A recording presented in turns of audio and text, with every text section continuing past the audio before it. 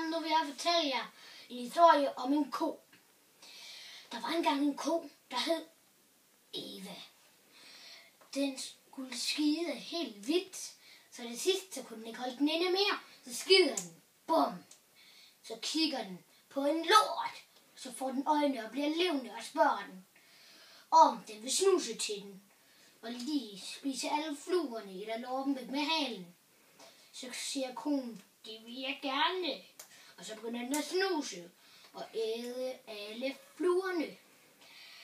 Og konen stod stadig og kiggede på lorten. Til sidst spiste den, og så kommer den ud igen. Og så sagde den, au, hvorfor gjorde du det? Nu er der riller i mig. Og jeg er en hundelort, så det er ikke jeg går væk fra dig. Nå, det var nok den.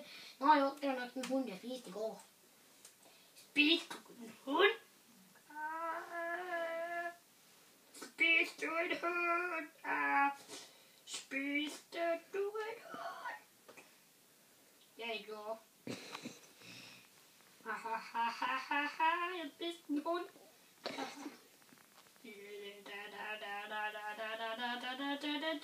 Det er slut.